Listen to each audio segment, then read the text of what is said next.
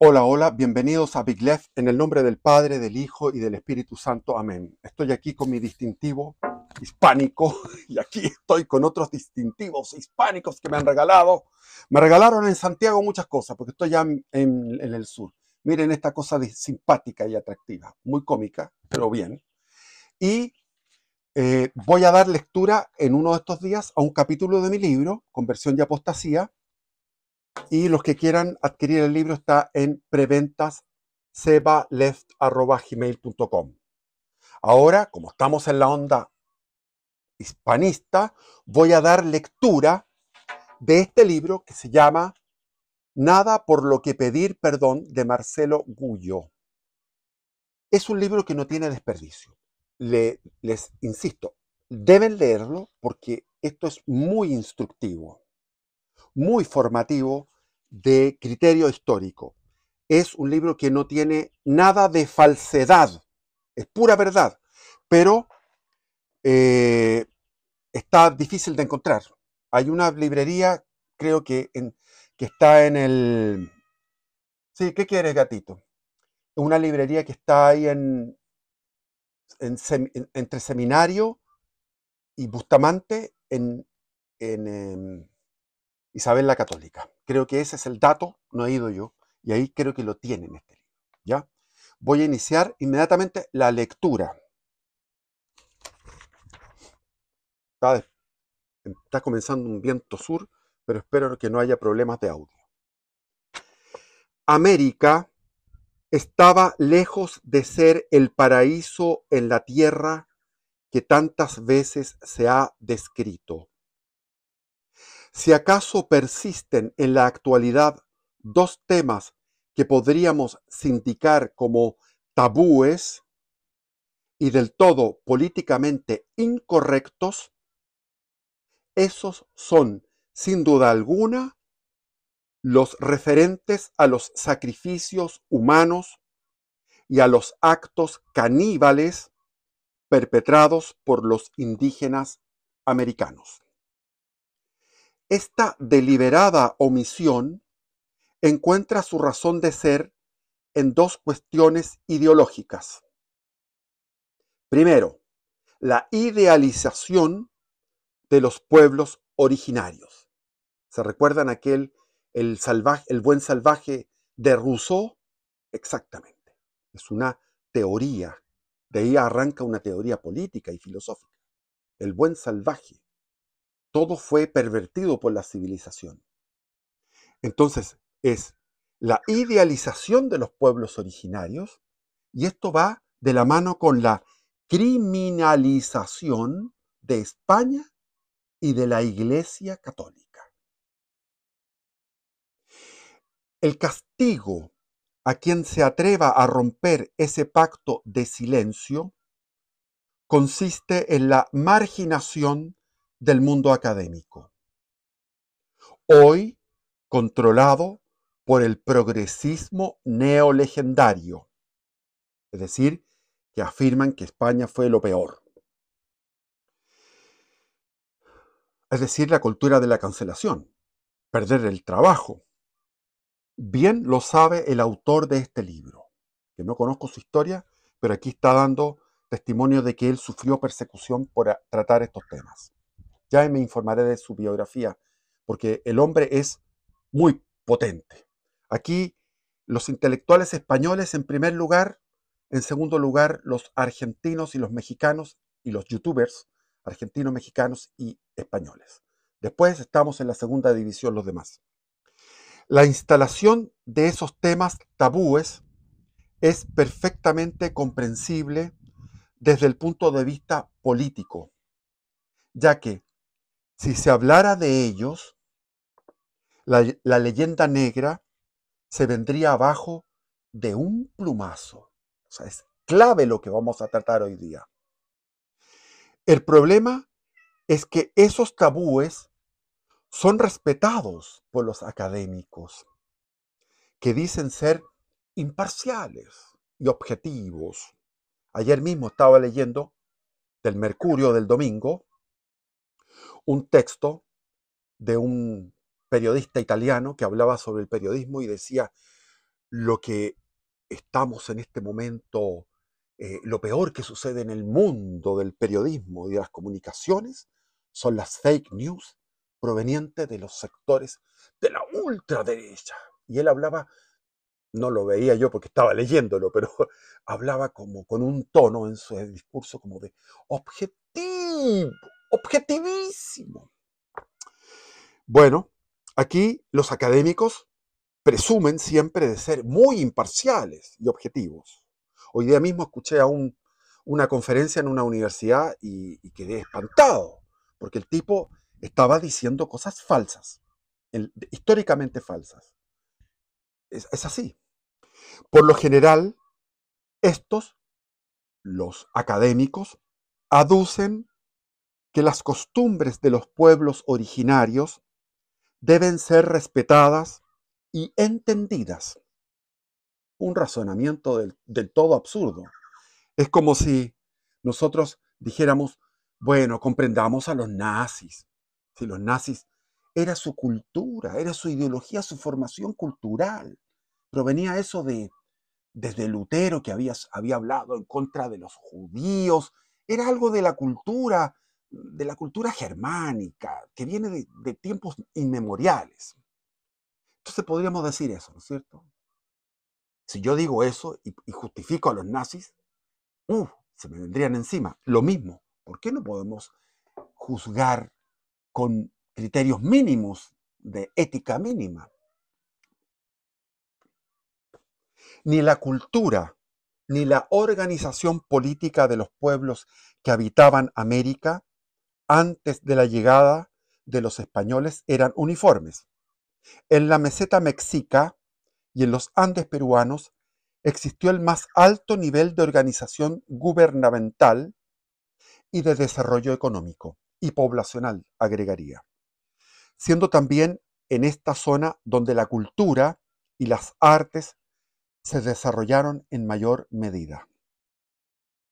Tenochtitlán, la capital de los aztecas, fue una verdadera metrópoli imperial, como una Roma, plagada de templos fastuosos. El gran Teocalli, templo de la urbe, era una pirámide truncada de más de 70 metros de altura y 114 empinados escalones. En la cúspide, frente al altar donde se colocaban los ídolos, había una piedra redonda dispuesta para los sacrificios humanos.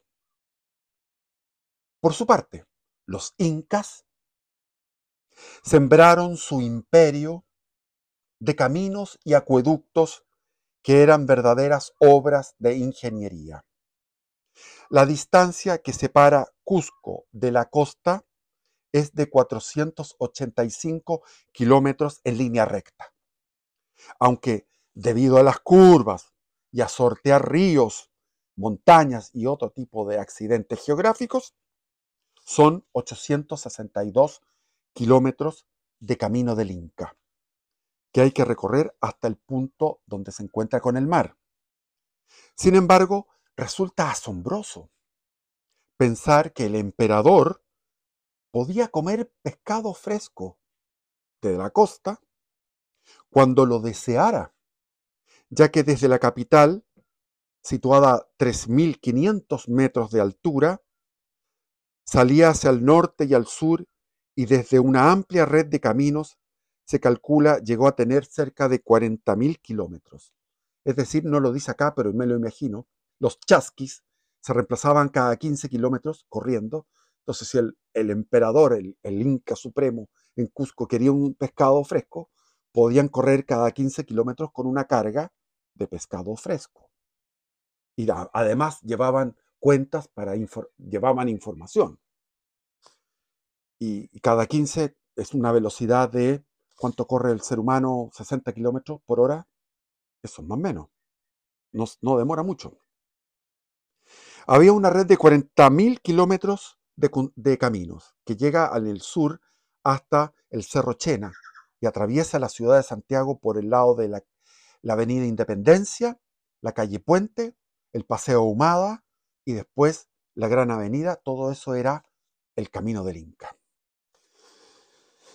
que estaba sembrada de pequeñas fortalezas y almacenes, los llamados tambos, para nutrirse, en las que hacían guardia los chasquis, los que había nombrado, los chasquis, hombres correo, que se encargaban de llevar lo que fuera que hiciera falta de una a otra. Y sin embargo, pese a esta sofisticación, en la capital de los incas, los sacrificios humanos también estaban a la orden del día. Ya hemos aclarado que en Mesoamérica y también en las regiones andinas coexistieron muchos pueblos diversos, casi siempre enemigos a muerte los unos de los otros. En el norte, pimas y tarahumaras; en el sur, mayas y zapotecas; en el oeste, olmecas, totonacas y toltecas; en el centro, tlaxcaltecas, tarascos, otomíes, chichimecas. Los aztecas, pueblo originario del norte, invadieron el Valle de México en 1600, invadieron el Valle de México en 1168 y paulatinamente fueron dominando y esclavizando a todos los pueblos de la región de lo que es actualmente la meseta mexicana. En el momento de la llegada de Hernán Cortés, el emperador Montezuma recibía tributo de 371 pueblos diferentes. Cada 6 meses, el calendario azteca constaba de 18 meses de 20 días. Los recaudadores pasaban a recoger los impuestos y los seres humanos estipulados como pago al emperador. O sea, había una recaudación de impuestos y había una recaudación de seres humanos. El sacrificio humano llegó a tener entre los aztecas una frecuencia y una generalidad que abisman. Para que no hubiese falta de víctimas, se instituyó con los pueblos enemigos una costumbre muy singular, la de la Xochitl o guerra florida, cuyo objeto era hacer prisioneros y ofrecer su sangre a los dioses. Cada mes tenía sus fiestas y cada fiesta sus víctimas. En un mes mataban muchos niños, llevándolos a las cumbres de los montes, como los incas, que llevaban doncellas vírgenes de 13, 15 años para ofrecerlo al dios Inti, al dios del sol. En las cumbres hay una que se encontró en el Cerro del Plomo, en los montes, donde se les sacaban los corazones y los ofrecían en demanda de lluvias. Los niños iban adornados con plumajes y guirnaldas, y sus sacrificadores los acompañaban tañendo, cantando y bailando. Si los niños lloraban, el regocijo era mayor, porque aquellas víctimas, aquellas lágrimas de niños, significaban lluvia. En el segundo mes, sacrificaban a los cautivos, quitándoles antes las cabelleras. Los sacrificios humanos también se realizaban para festejar el comienzo de un nuevo reinado. En tiempos del emperador Axayalc, es muy difícil este idioma, es así, 1449-1481, sucesor de Moctezuma I y padre de Moctezuma II, se sacrificaron 700 seres humanos. En 1487, Aitzoltl vivió en 1440 a 1502, es otro de los emperadores, hizo sacrificar durante 14 días, para festejar su coronación, a 16.000 zapotecas, 24.000 tlapenecas, 16.000 huexoncincas, atlixas y 24.400 tizaucoax. Estimado lector, le ruego que se detenga un instante en el caso de los zapotecas. Matar a 16.000 personas durante 14 días equivale a asesinar a 1.143 personas por día, 48 personas por hora. Pero me imagino que dormirían, por lo tanto, son mucho más personas por hora. Deben ser, no sé, 70 personas por hora, cuando hacían los rituales, o 100 personas por hora. Los números del horror hablan por sí solos. En el imperio de los incas, aunque las cifras no alcanzaron las dimensiones de la de los aztecas, las víctimas humanas, llamadas copacochas por los antropólogos negro legendarios, que está lleno, que valoran la cultura ancestral de los pueblos llamados originarios. Veamos. Fueron principalmente niños y adolescentes reclutados y sacrificados para propiciar buenas cosechas y ahuyentar a los malos espíritus. Entre el imperio azteca y el inca, en lo que más tarde fue el virreinato de Nueva Granada, desde Nicaragua hasta Ecuador, vivían los chibchas, que nunca lograron conformar un imperio homogéneo.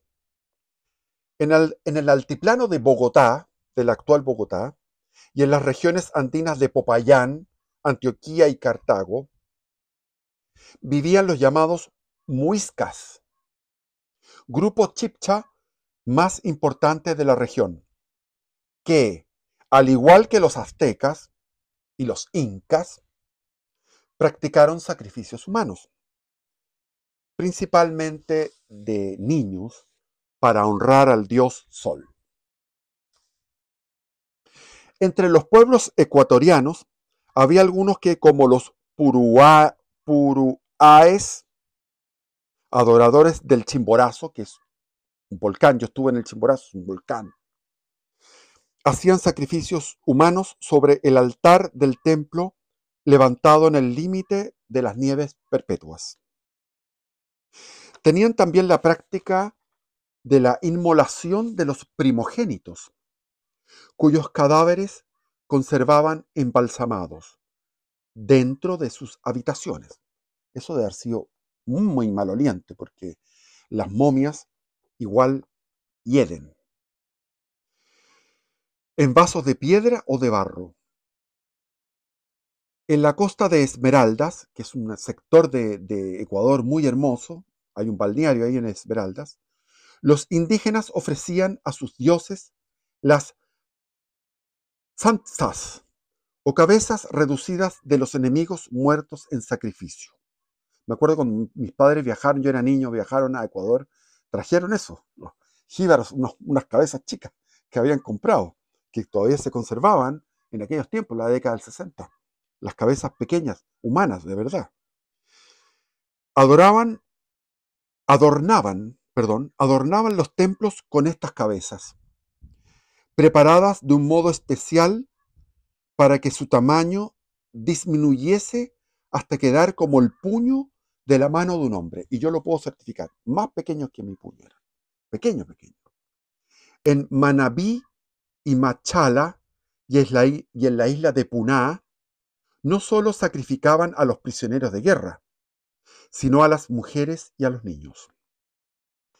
Despellejaban los cadáveres de sus víctimas y, después de preparar la piel con todo esmero, la llenaban de ceniza y finalmente la cocían para que todo el cuerpo humano apareciese como de persona viva, en parte visible del templo. En el actual territorio de Argentina, entre los indios mocovíes, también era habitual el asesinato de los niños. Cuando una familia con un hijo recién nacido debía emprender un viaje, el padre ordenaba a su mujer que diera muerte a la criatura para que no fuese una incómoda carga.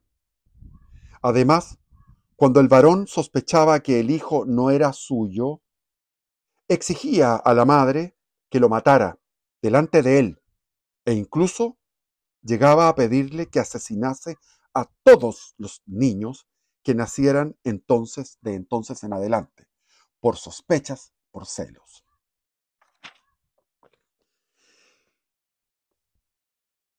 Si hay un ingrediente característico de la cocina de los pueblos originarios, ese es la carne humana.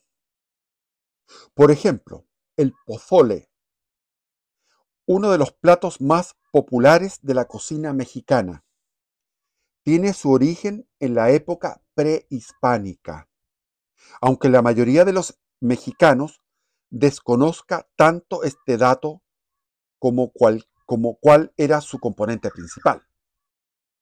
Pero aquí lo vamos a decir. El arqueólogo Enrique Vela nos habla del Tlacaltlaolyi, perdón, es muy difícil de leer, que en náhuatl significa maíz de hombre, que se comía para honrar a Xipe Totec, dios de la primavera, para quien se sacrificaba a un guerrero de alguno de los pueblos vencidos por los aztecas. Después era desollado, desmembrado y cocido a fuego lento en caldo de maíz. El muslo derecho estaba destinado a la persona más importante de la fiesta, esto es, el emperador o el gobernador. Mientras que el muslo izquierdo, parece que el muslo era lo mejor, y los dos brazos eran para el guerrero que lo había capturado en batalla. Era un premio al que lo había capturado. Las costillas las disfrutaban los comensales invitados. Cuando llegaron los españoles, prohibieron el consumo de carne humana, como es lógico, que fue sustituida por la carne de cerdo, lo que permitió el nacimiento del pozole que los mexicanos consumen hasta el día de hoy. Por el contrario, los incas combatieron la antropofagia y quisieron erradicarla en sus territorios. Los incas eran más civilizados en ese sentido. Ahora, lo que dicen los que han comido carne humana, dicen que se parece a la carne de cerdo. Y creo que los indios no les gustaba la carne de los españoles porque la encontraban muy salada, por el excesivo consumo de sal. O no tomaban mucho licor, mucha agua los españoles, entonces tenían muchos problemas de gota. Y eso también debe haber hecho a la carne no tan agradable, o algunos dicen que era más agradable. Hay de todo tipo de cuentos en esto. Aquí vamos a entrar en los caribes, los caribes dan el nombre a la región, a una región geográfica importante, los caribeños. Y esto viene de una raza indígena. Los caribes consumían carne humana, aunque cocinada de diferente manera. Así no los taínos y los ciboneyes que poblaban las Antillas Mayores. hay que decir que algunos no lo hacían. Entonces aquí los tehuelches tampoco lo practicaban, que habitaron las pampas de Argentina. Los siboneyes, que habitaban la actual Cuba, de carácter bondadoso, tuvieron que aprender a guerrear para defenderse de la ferocidad de los caribes, que vivían en las Antillas Menores, en las islas, en todo ese rosario de islas que hay, en la ribera oriental de Centroamérica, también, y en el litoral de América del Sur. O sea, los caribes rodeaban todo el anillo de islas, la ribera oriental de Centroamérica y el litoral de América del Sur, desde la región del Darién, donde empieza eh, entre, entre Panamá y el límite de Panamá eh, con Colombia, ahí está el Darién, hasta el delta del Orinoco, o sea, toda la costa venezolana, ahí vivían los caribes. Parece que hubiera un karma ahí.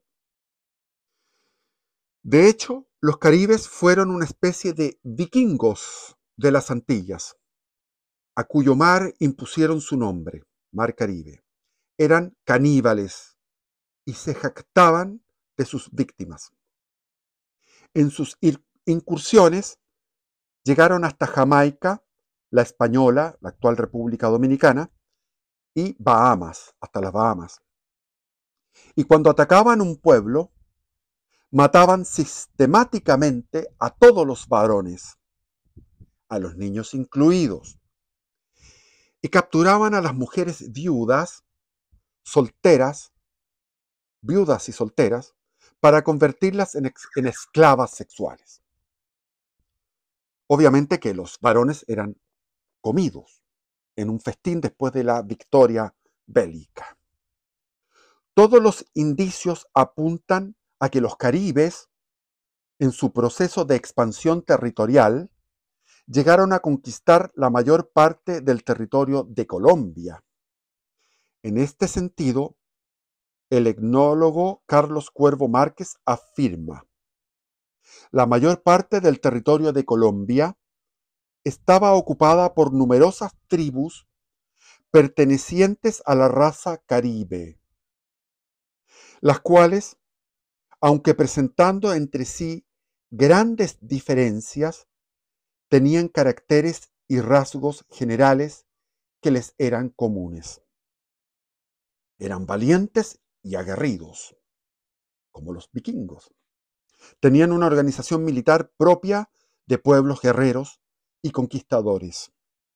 Eran antropófagos y no conocían la piedad.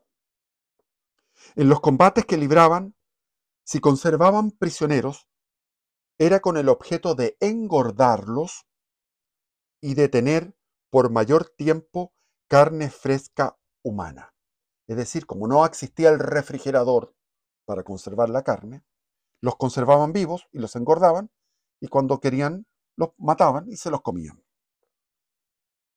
Era una de sus mayores delicias. A los pueblos caribes, además del canibalismo, no se les puede condenar sino sus ritos sanguinarios y su crueldad para con los prisioneros. Pero estos eran vicios comunes a todos los pueblos americanos, aún a los más cultos, como los aztecas, o de costumbres más suaves y de carácter más dulce, como los chibchas. Recuérdese, si no, el rito sangriento del moja y la ceremonia para la construcción de los templos, en la cual los maderos, que servían de columnas, se enterraban aplastando los cuerpos vivos de doncellas escogidas. A ver, se hacía un hoyo para poner el madero, para que estuviera bien fijo el madero. Entonces hacía un hoyo y en ese hoyo se metían a las doncellas escogidas y encima el madero gigante, un tronco bien labrado, ¡pa!, para aplastar a estas doncellas en el fondo. Eso era por sus creencias. Y todo esto los antropólogos, por favor, sería su cultura. Pero qué entrañable la cultura, qué linda cultura. Ay, respetemos, seamos respetuosos, por favor. En el momento de la conquista española, la raza caribe dominaba. Los chibchas de las tierras templadas habían sido rechazados a la altiplanicie y los caribes los tenían en alarma permanente. Es decir, los chibchas estaban en las zonas altas y los caribes venían de la costa, penetrando exitosamente en su sistema bélico, en esa onda guerrera caníbal, iban avanzando como una blitzkrieg. De tal manera, dice aquí este autor, de tal manera que si la llegada de los españoles se hubiese retrasado un siglo, probablemente la nación chibcha habría corrido la misma suerte de los pueblos andinos de Antioquía, es decir, habría sido sojuzgada y destruida, aniquilada por los caribes en el plato, comiéndoselos. Otro de los grandes pueblos gourmet de la América precolombina fue el de los pijaos. Manuel Lucena Salmoral, uno de los investigadores que más seriamente ha estudiado el tema del canibalismo de los pijaos, afirma: cabe pensar que la antropofagia de los pijaos tuviera un origen religioso tendiente a asimilar las virtudes del ser deglutido. Pero es evidente que la costumbre fue degenerando en el transcurso de los años, hasta convertirse en vicio.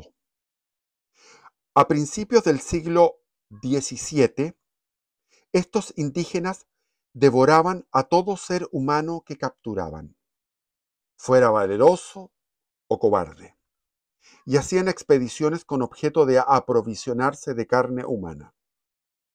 Engordaban prisioneros que luego los mataban y comían, e incluso desenterraban cadáveres en putrefacción para deglutirlos. Todo esto está basado también en los cronistas españoles que iban viendo. Los cronistas eran muy importantes, eran como los periodistas de la época, iban describiendo lo que veían. Al parecer, los pijaos les encantaba comer niños asados hasta el punto de que Lucerna Salmoral, este antropólogo, afirma que el bocado predilecto parecía ser carne de niño. A las criaturas las asaban en barbacoas a modo de parrilla y las llevan en el zurrón, comiendo de ellas por el camino. No sé lo que es zurrón, habría que ver qué significa. Sigue otro antropólogo.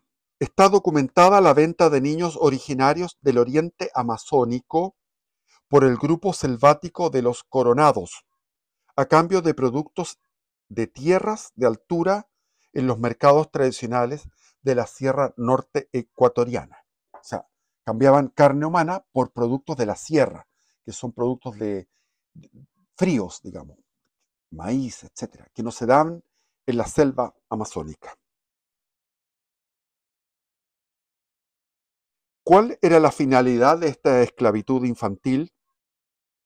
El hecho de que los niños sean una presa más fácil de capturar que los adultos puede explicar que estuviera tan difundida. Es decir, era más fácil atrapar a un niño. Por lo tanto, esa era la costumbre. Sencillamente es algo, lo que dice el antropólogo, que era algo conveniente, fácil de coger. Porque yo he tratado de coger un cerdo, dificilísimo. Una gallina también. Por Dios que cuesta. No hay que descartar, ante todo, su utilización como mano de obra, los niños. El consumo caníbal es el tercer destino de estos niños esclavos. Muchas de las referencias a antropofagia especifican que estos son las víctimas preferentes. Es decir, hay muchos estudios que especifican que las víctimas preferentes eran los niños. Puede ser también porque la carne debe ser mejor que la de un anciano. En el oeste de Colombia, al sur de Bogotá, se encuentra la ciudad de Popayán, donde fue fusilado Agustín Agualongo, el indio mestizo, pero más bien indio, que defendía el imperio español, defendía la corona, la fe católica y la corona, junto con mulatos, junto con criollos, hasta con esclavos negros que defendían al rey de España. ¿Por qué? Sería interesante responderlo. En la ciudad de Popayán, famosa por sus edificios coloniales encalados y por ser un centro religioso en el que se celebran vistosas procesiones en Semana Santa. Lo que la mayoría de los turistas que visitan la ciudad no saben es que, tal y como lo relata el antropólogo alemán Hans Dieselhoff, en el valle del río Nore, los indios tenían como práctica capturar a todas las mujeres de sus enemigos que pudieran para abusar de ellas, obviamente, y dejarlas embarazadas.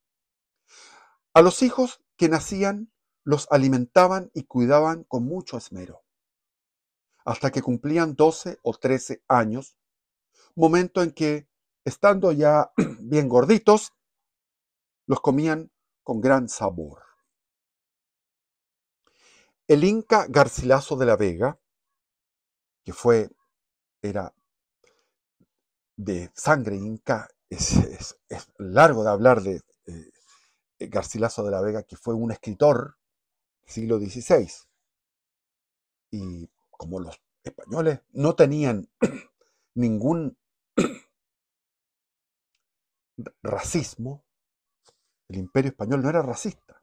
Por lo tanto, tenía incluso hasta negros en las facultades, en la facultad eh, de filosofía y teología de una universidad en México. Había un negro que hacía clases.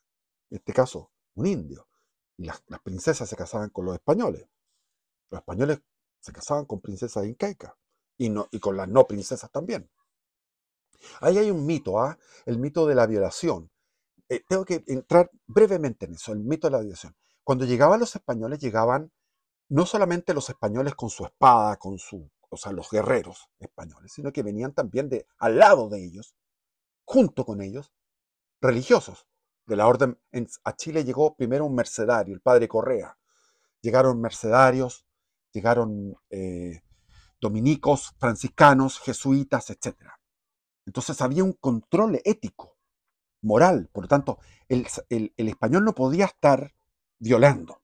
Lo que tenía que hacer era casarse. Lo forzaban a casarse y a cumplir con un matrimonio. Entonces, como no había suficientes españolas, llegaban los cargamentos que llegaban, perdón la expresión, los cargamentos que llegaban de españoles, por ejemplo, a Santiago, llegaron 14 españolas a Santiago de Chile. Vía el Callao, Lima, llegaron 14 españolas cuando vino García Hurtado de Mendoza. 14 para una población masculina española de 500, entre 500 y 1000, de lo que ya había en ese momento de españoles en Chile. Por lo tanto, ¿quiénes se llevaron a esas españolas? Los más distinguidos, los que tenían mayor prestigio, agarraban sin duda lo mejor, que eran las españolas. Y los otros tenían que casarse, y se casaban con su india, y formaban matrimonio, y se confesaban, y el cura le decía, ¿y cometiste adulterio? Sí, no lo vuelvas a cometer, porque si no, no puedes ir a la misa, no puedes comulgar. Te voy a dar la absolución, pero no vuelvas a cometer adulterio con la otra india. Tu india es tu señora. Dicho el inca Garcilaso de la Vega también señala que cuando las mujeres que tenían como esclavas ya no servían para la reproducción, se las comían. Es decir, eso es muy común también en todos los indígenas. En el sur lo cuenta Darwin, Charles Darwin, que andaba en esta embarcación, el Beagle, al mando de Fitzroy, que recorrió todos los canales del Chile austral, de la Patagonia chilena, y ahí él describe cómo se jactaban y se reían los indios contando como talla, como broma, jajaja, medio oscurado ahí con los ingleses, contándole cómo ellos ahogaban, hacían respirar en el humo de la fogata a las viejas, las que ya no viejas para ellos eran 35 años ya, que ya no reproducían, que ya no eran fecundas, las ahogaban y se las comían. Y quedó horrorizado Charles Darwin. De ahí saca su teoría de la evolución, entre otras cosas. Era una de las cosas que lo hacía reflexionar. Pero aquí no hay evolución, lo que hay aquí es la gravedad del pecado original. El pecado original fue un acontecimiento inmenso, cósmico, portentoso. O sea, esto es tremendo. El pecado original nubló al ser humano a tal nivel que cayó víctima de fuerzas demoníacas. Aquí estamos hablando que desde Canadá hasta la Patagonia, toda América estaba poseída por fuerzas profundamente, intensamente demoníacas, poseídos, contaminados, más contaminados, menos contaminados, había algunos que eran más bondadosos, otros eran más criminales, pero en general el continente estaba muy mal. Añade que los pijaos, dice el Inca Garcilaso de la Vega, en muchas provincias fueron amicísimos eran muy amigos de la carne humana y tan golosos que antes que acabase de morir el indio que mataban, antes de que acabase de morir el indio, le bebían la sangre por la herida que le habían dado. Es decir, lo herían, saltaba la sangre y la chupaban estando vivo. Disfrutaban de la sangre como bebida. A mí me pasó estar con araucanos en la zona del lago Maihue y huilliches araucanos, lo que sea, huilliches. Y ahí estuve en eso y, y, y vi como el ñachi famoso, en Chile se llama ñachi, la sangre se coagula y después se la come uno. Yo la comí de valiente y no es mala, no es mala y da una especie de golpe energético. Como que se asimila rápidamente al cuerpo, es rápidamente digerida. Esto es una cosa, un detalle que yo lo creo 100%, y lo dice el Inca Garcilaso de Vega, que describía todas estas cosas. Entonces dice, eran tan golosos que antes de que acabase de morir el indio que mataban, le bebían la sangre por la herida que le habían dado. Los pijaos combatieron contra los españoles junto a los paeses, que lograron reunir a 6.000 guerreros de los pueblos Yalcón, Abimarra, perdón, voy a leerlos bien. Yalcón, Abirama, Pinao, Huanaca y Timana. Esos son los pueblos. El etnólogo Cuervo Márquez afirma que todas las tribus eran antropófagas, hasta el extremo de que su único alimento consistía en la carne humana. Y para procurársela vivían en constante guerras unas contra otras. Eso pasaba también entre los araucanos. Los araucanos, cuando tenían problemas de cosecha, ellos no eran de comer carne humana porque sí, pero cuando tenían problemas, y si un araucano se pasaba de una tribu a otra, por error, se equivocaba de camino, podía desaparecer. Al pueblo de Carnicerías, en territorio de los paeses, le dieron los españoles este nombre. Los españoles le pusieron Carnicerías a ese pueblo, donde habitaban los paeses. Este nombre porque allí encontraron mataderos y mercados públicos de carne humana. El trabajo de los misioneros españoles, el trabajo de los dominicos, de los franciscanos, de los agustinos, de los mercedarios, de los jesuitas, para ir domesticando estas tribus y transformándolas en lo que son ahora, gente civilizada, gente cristiana, aunque algunos ya están abandonando el cristianismo, como es la moda, es cool dejar de ser cristiano. Los guaraníes compartían con los caribes su gusto por la carne humana. Aunque comían hierbas y frutas, practicaban a gran escala el canibalismo. Eso yo no lo sabía.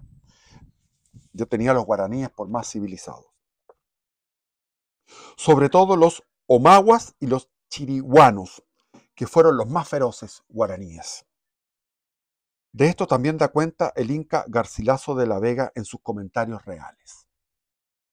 Hay que entender que los jesuitas predicaron y lograron hacer una verdadera civilización del amor, y no estoy exagerando. Los jesuitas hicieron una civilización del amor, la mejor expresión del ser humano en toda la historia de la humanidad, y la mayor creación del cristianismo, creación palpable del cristianismo, son las misiones jesuíticas o jesuitas del Paraguay. Y ellos trabajaron sobre esta materia prima, sobre guaraníes que están descritos aquí, Inca Garcilaso de la Vega en sus comentarios reales. En la dilatada historia del continente, el virrey no era el primero en luchar contra estos indios. Ya antes de la presencia española, Tupac Inca Yupanqui había contemplado la posibilidad de hacer la conquista de la gran provincia chiriguana, es decir, Tupac Inca Yupanqui fue un inca, un emperador inca, que le gustaba expandir el imperio, y trató de expandirlo por Paraguay. Y como paso previo, había enviado espías que le informasen sobre ella, cómo era esa provincia de los chiriguanos. Estos observadores regresaron diciendo que la tierra era muy mala, con montañas escarpadas, ciénagas, lagos y pantanos, y muy inapta para siembras y cultivos. Además, informaron al Inca de que los naturales eran brutísimos, peores que las bestias feroces, que no tenían religión ni adoraban cosa alguna, que vivían sin ley ni buenas costumbres, sino como animales por las montañas, sin pueblos ni casas, y que comían carne humana. Con estos datos, el Inca resolvió atacar a los chiriguanos para convertirlos a la religión del Inca. Pero al cabo de 2 años, sus guerreros salieron de la provincia sin haberla conquistado. Lo mismo le pasó cuando quisieron conquistar a los araucanos, el territorio de la Araucanía. Llegaron a la zona, hubo un combate que duró 4 días, una batalla que duró 4 días, y que definió como victoriosos a los araucanos sobre los incas. Pero yo les voy a decir una cosa interesantísima, y voy a dar un detalle. Busquen en YouTube la película La Misión, donde se cuenta, se describe cómo eran las misiones jesuíticas del Paraguay. ¿A qué llegaron? ¿A qué lograron ellos? ¿Qué lograron ellos en el plazo de 50 años? 50 años misionando. Había una pareja, eran de a 2 en 2, como decía Jesucristo. 2 jesuitas en un pueblo, otros 2. O sea, 2 jesuitas predicaban a las tribus de esta gente, que eran, como dice el Inca Garcilaso de la Vega, en sus comentarios reales, que él conoció todo el tema de los incas, porque él era inca, y después fue inca español, sabía hablar quechua, y sabía hablar latín, y sabía hablar español, y era un hombre muy culto. Entonces él cuenta todo esto y dice que los informantes llegaron a decirle al inca que eran brutísimos, peores que bestias feroces, que no tenían religión ni adoraban cosa alguna, que vivían sin ley y ni buenas costumbres. Bueno, vean la película La Misión. Es extraordinaria. diría que es una de las pocas películas que es cristiana. Es una película cristiana, véanla. Cristiana sabrosa, porque cuando hacen películas cristianas de tipo... hay películas que son fome, lamentablemente, pero esta es extraordinaria. Es decir, en 50 años, como les digo, 2 jesuitas en un lugar predicaban a esas tribus, las convertían y generaban un pueblo. Y en ese pueblo construían una iglesia, construcciones, vivían en torno a eso, y los jesuitas les enseñaban a cultivar la tierra, les enseñaban tecnología europea, a fabricar metales, a trabajar metales. Les enseñaban los evangelios, la Biblia, les enseñaban a cantar, les enseñaban 1000 cosas, o sea, a fabricar vestimenta, se vestían de blanco en las ceremonias, los niños, etc. Entonces, estos 2 misioneros jesuitas lograban generar en torno de sí a unos 5000 indígenas guaraníes y civilizarlos. Y esta era la materia prima con la que trabajaban estos, estos jesuitas. Es impresionante. Es posible que las expediciones descritas por el soldado y poeta el Inca Garcilaso se correspondan con las incursiones hacia la Alta Amazonía o incluso hacia el Alto Paraguay. De lo que no hay duda es de que los quechuas despreciaban y detestaban a los chiriguanos por ser caníbales y que los consideraban animales y bestias brutas. Desde el Amazonas, los chiriguanos se expandieron hacia el sur en busca de nuevas tierras para cultivar y ocuparon sectores de lo que actualmente es Bolivia, Argentina y todo el Paraguay. En los siglos XV y XVI los lograron someter a los chanes. Después de cada enfrentamiento, primero los esclavizaban y después los hacían engordar hasta que alcanzaban un buen peso. Cuando los incas conquistaron lo que llamaron el Reino de Quito, la actual República de Ecuador, intentaron erradicar la costumbre de comer carne humana. Eso es lo que los incas eran más civilizados. Sin embargo, no tuvieron mucho éxito, porque hasta la llegada de Pizarro, tanto las tribus que moraban en el territorio de Esmeraldas, como las que se hallaban establecidas en la provincia de Manabí y en la isla de Puná y las costas de Machala, tenían la horrible costumbre de sacrificar víctimas humanas, eligiéndolas de preferencia entre los niños y las mujeres, además de los prisioneros de guerra, quienes, según el uso de aquellas gentes, les estaba reservado ordinariamente tan funesto destino.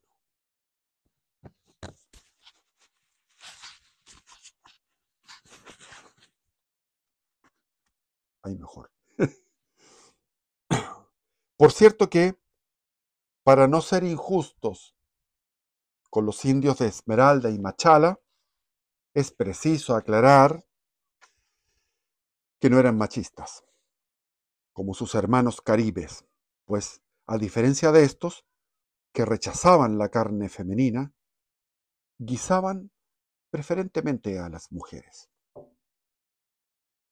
Por supuesto, estos pequeños detalles no son relevantes para un buen número de profesoras feministas radicales que en las universidades de Ecuador y de toda Hispanoamérica critican la conquista española al tiempo que militan contra la discriminación de las mujeres. Como vemos, el mundo postmoderno, queer, sí, y también, como se dice, woke, que nos toca sufrir, está lleno de irracionalidad y contradicciones. El caso es que siempre que se trata el tema del canibalismo de los caribes, de los guaraníes, de los pijaos, una pléyade de antropólogos, historiadores, sociólogos y etnólogos negrolegendarios sale en defensa diciendo que no podemos juzgarlos con nuestra mentalidad eurocéntrica, colonialista y occidental.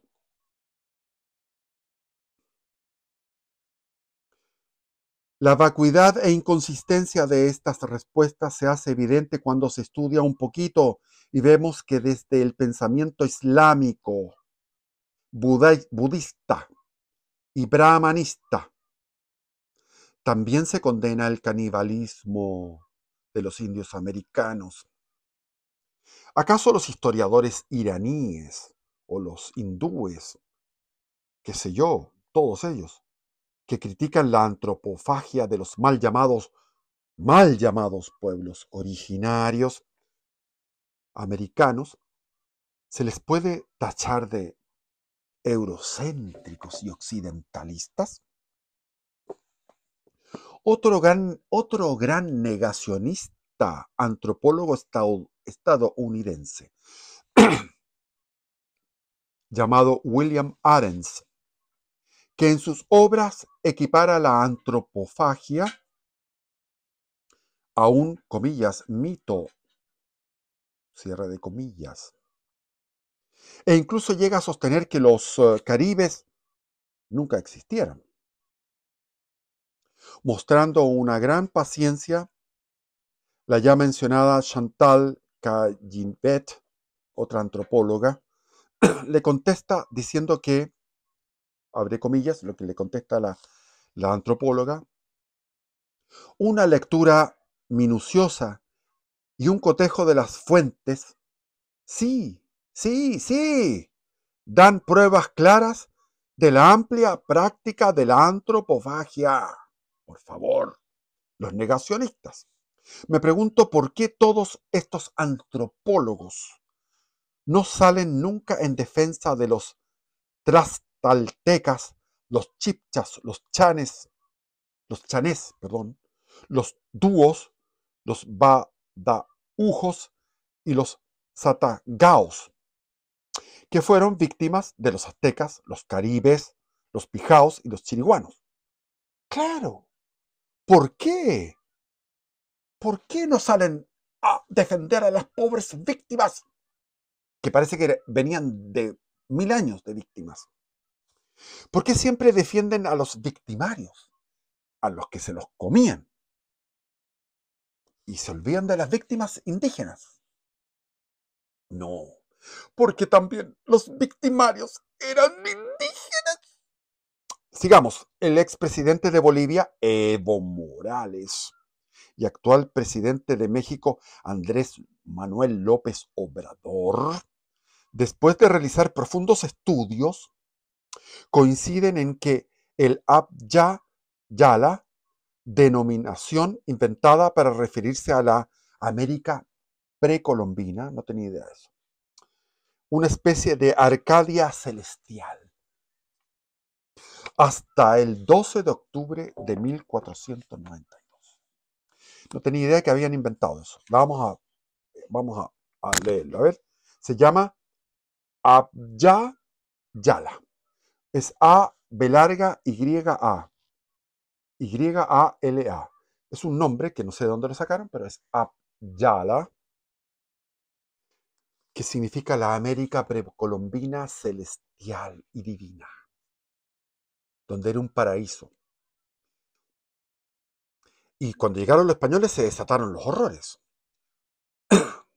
Como hemos visto, la dulce relación existente entre los ciboneyes y los caribes, entre los aztecas y los tlaxcaltecas, entre los chiriguanos y los chanés, entre los chipchas y los pijaos, entre los quechuas y los guaraníes, parece que no les da la razón. Por más que se empeñen en hablar de algunos pequeños vicios, pequeños vicios, comunes, comunes a todos los pueblos, originarios, no solo americanos, sino también del mundo, eso es normal, pero que nada alteran el amor que existía entre ellos, un amor divino y maravilloso.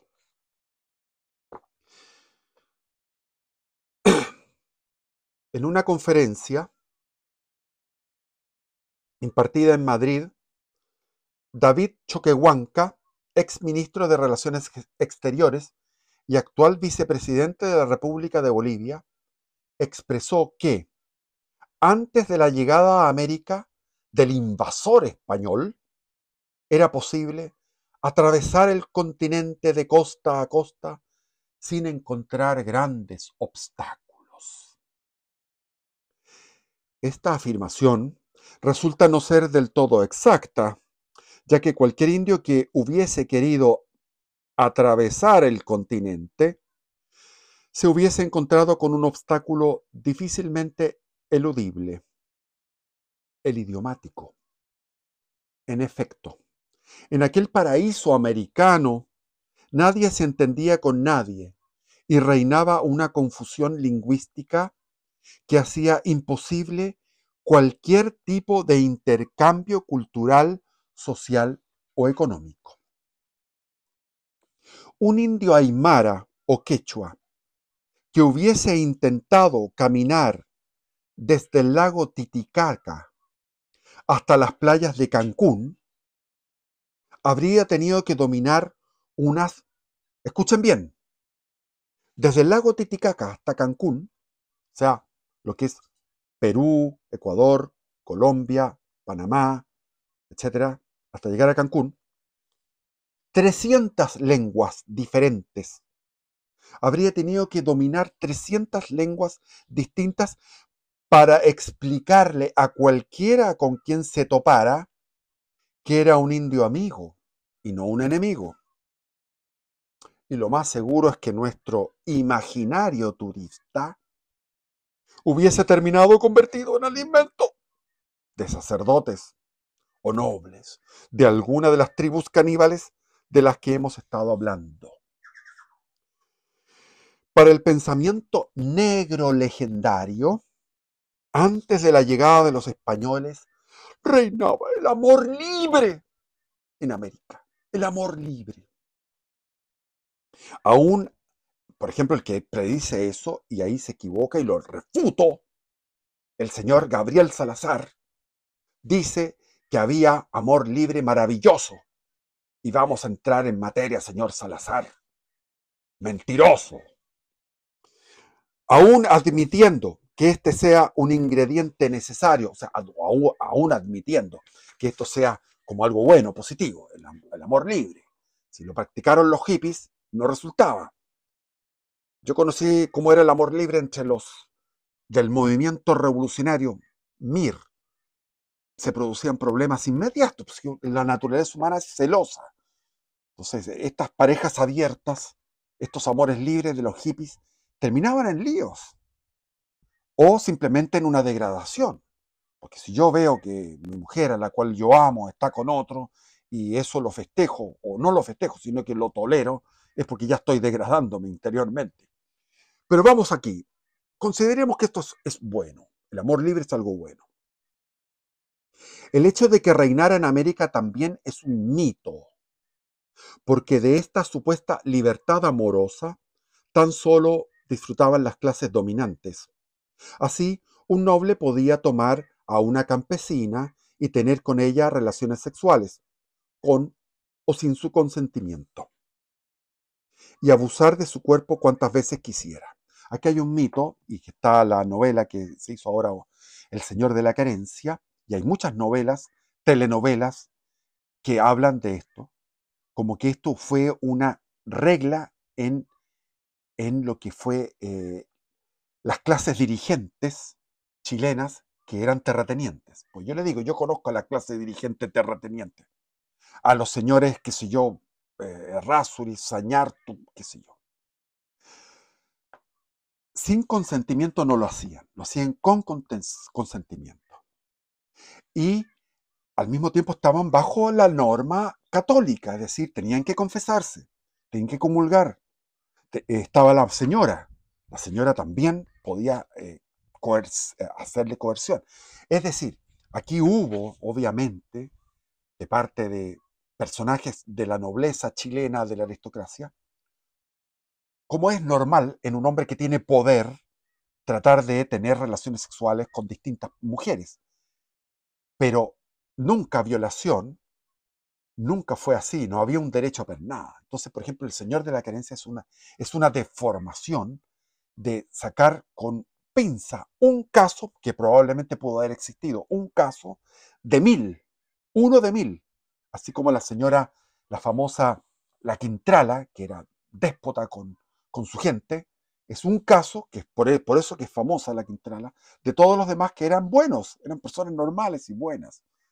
La aristocracia chilena era muy sana, eran gente muy bondadosa, tremendamente bondadosa. Aníbal Pinto, que comandó Chile, comandó una guerra contra Perú y Bolivia y venció, y el ejército chileno llegó a Lima, ese señor terminó su gobierno y después tuvieron que mendigar, él tenía que pedir ayuda y se hizo una colecta para financiar su manutención de viejo, porque él era un hombre, eran todos así, perdónenme. Podría hablarles de la aristocracia castellano-vasca durante el siglo XIX y en el XX también, no huevé. Los izquierdistas hacen mitos, fabrican mitos con su ideología marxista-leninista, donde los que están arriba son los malos. Evidentemente, cuando tú tienes posibilidades, las ejerces de alguna forma, por ejemplo, pero es más que nada, era una cosa mutua, es algo mutuo, o sea, la campesina se enamoraba del patrón de todas maneras, porque lo veía como un hombre poderoso y atractivo. Veamos aquí. Así, un noble podía tomar a una campesina. Esto en el caso de los indígenas. Sin embargo, un campesino que mantuviera relaciones sexuales antes del matrimonio era severamente castigado, incluso con la pena de muerte. Aunque si se trataba de adulterio, el marido ultrajado tenía derecho a arrancarle a mordiscos la nariz a su esposa y al amante de su esposa. Arrancar la nariz a mordiscos. Las prostitutas se reclutaban en las clases bajas y se castigaba con la pena de muerte a la mujer de origen noble que libremente decidiera ejercerla. Obviamente se captaban mujeres de los pueblos conquistados para convertirlas en prostitutas al servicio de los más poderosos. Los sacerdotes que se especializaban en la lectura y la explicación del calendario supuestamente tenían la facultad de saber qué niñas de las clases bajas estaban destinadas a vender su cuerpo cuando cumplieran 13 años. Lo que sucedía con las huérfanas, las prófugas y las desprovistas de casa. Pero las prostitutas no solo atendían a los guerreros, sino que también se las requería en ciertas festividades para alegrar a las víctimas de los sacrificios humanos. Es decir, los pobres desgraciados, estos infelices, que unas horas más tarde iban a ser sacrificados, se les iba a arrancar el corazón palpitante para ofrecérselo a los dioses, se les daba un regalito de despedida antes de terminar cocidos en la mesa de los nobles y de los sacerdotes aztecas.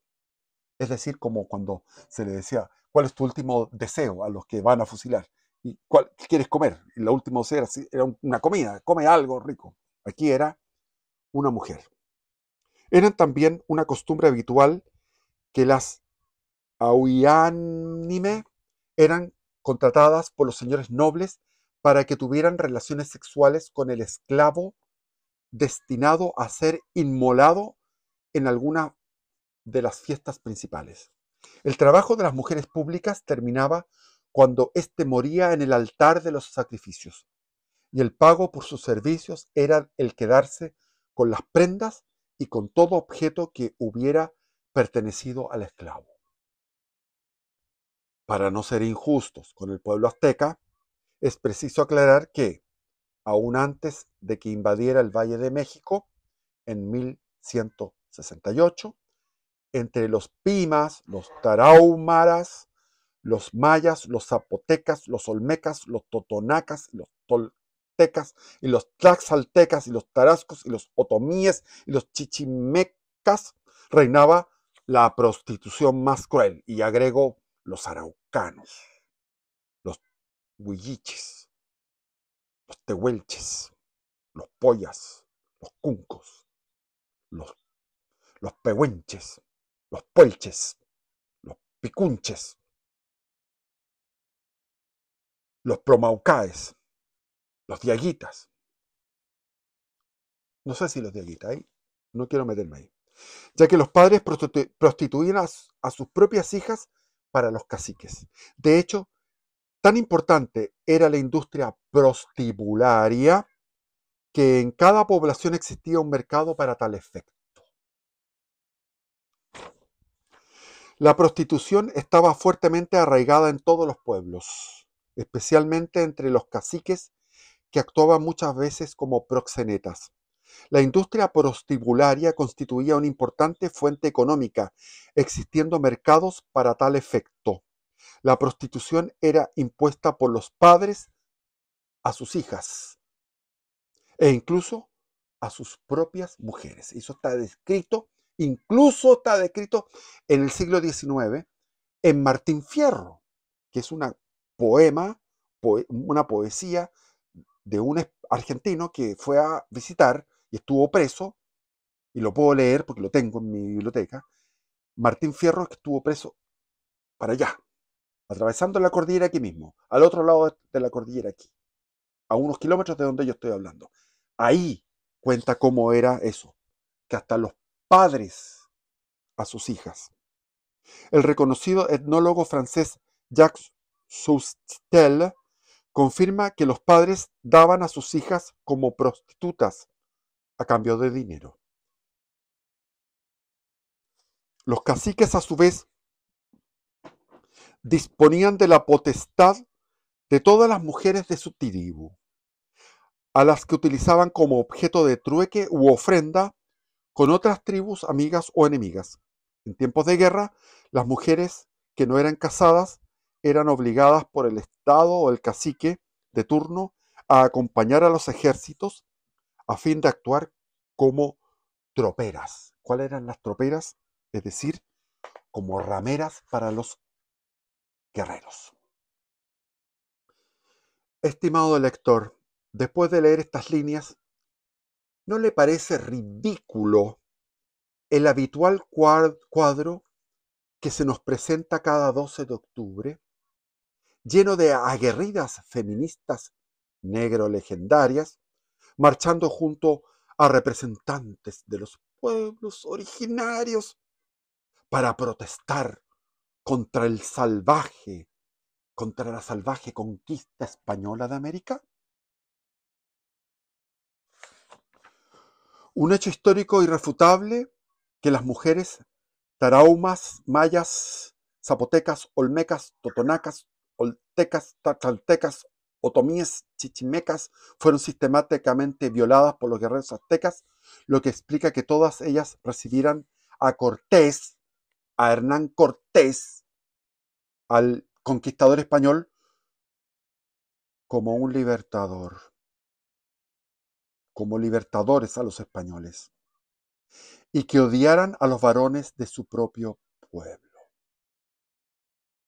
Llegaron con los conquistadores españoles, como les digo, llegaron los frailes, los clérigos, los sacerdotes, que protegieron a las mujeres y que les leían el Evangelio y les explicaban cómo Cristo había sido con las mujeres, que en la época de Cristo eran tratadas así, y Cristo las dignificó. Por eso es que está la famosa Malinche, Doña Marina, que se convirtió en una fiel, leal compañera de Hernán Cortés y trabajó como consejera, como guía y traductora del abominable español. Esto es así.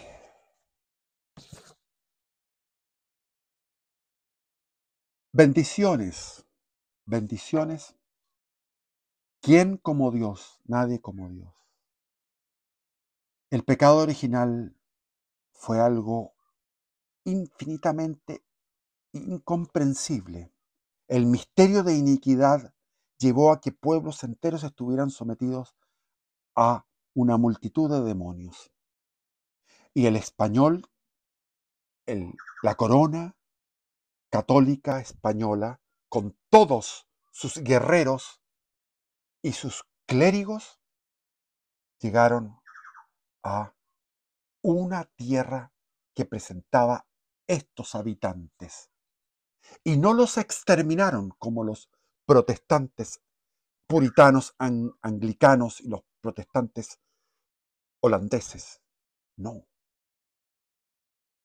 Lo que hicieron fue tratar de incorporarlos, en vez de exterminarlos, incorporarlos. Una tarea durísima que quedó inconclusa por la independencia. Y al independizarnos se generaron muchos males, y entre ellos que nosotros estamos en una sociedad semi-salvaje, semi-civilizada, porque falta todavía civilizar, porque la mezcla entre un español y un indígena baja el nivel. Obviamente, si la madre pertenece a esta cultura y el padre pertenecía a la cultura europea hispánica, esa mezcla baja el nivel. Evidentemente que baja el nivel, pero, pero la superioridad del catolicismo en humanidad es aplastante con respecto a los protestantes. Viva Cristo Rey.